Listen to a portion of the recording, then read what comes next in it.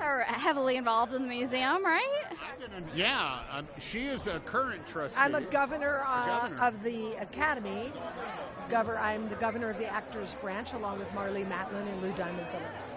I was a governor when this was not even on the drawing board yet.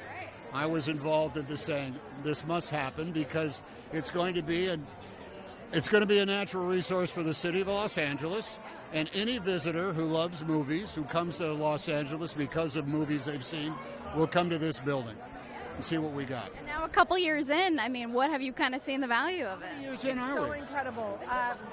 This is the fourth. Wow, Yes. really? The museum's All right. incredible. I mean, it's really been a success in so many ways, and I just think there's so many more exciting things that are coming down the road for it. So, it's a great addition to our city. When the metro station is finished, this area is going to be unlike any other part of the city as well. There's the new LACMA's coming in. There's museums galore. There's the Academy. There's the Peterson. It's really going to be a place you'll be able to come here and stay all day long, and it's a museum.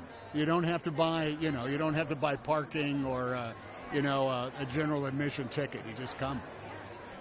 And you've got Here coming out. Not if you take the metro. Oh, if you take the metro, Yeah, you don't. yeah. That's true. You've got Here coming out. What did you think when Robert Zemeckis came to you with that idea? We sit around and talk all the time, so that we're always trying to figure out how can we bust this thing really wide open. And I asked a question about a particular type of cinematic narrative, and he said, "Funny you should ask that question, Tom."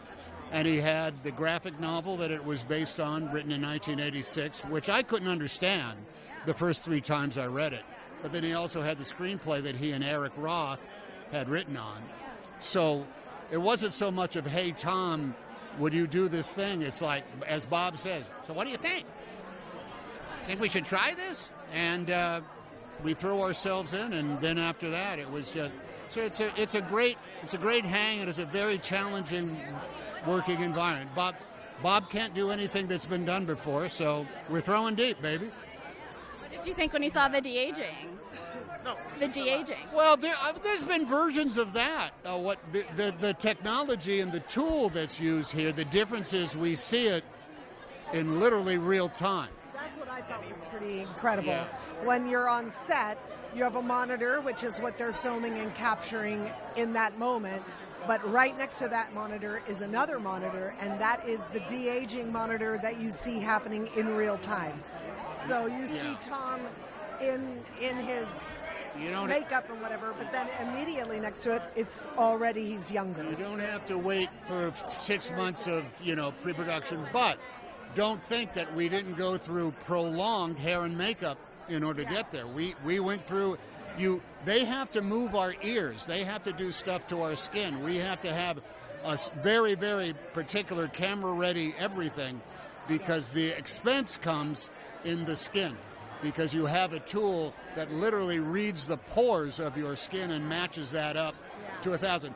So what it is it's just a great tool.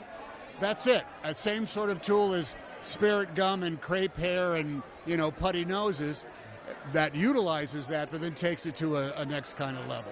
Yeah, it's pretty cool. All right, well, thank you so much. Thank you, Hollywood Thank you. Reporter.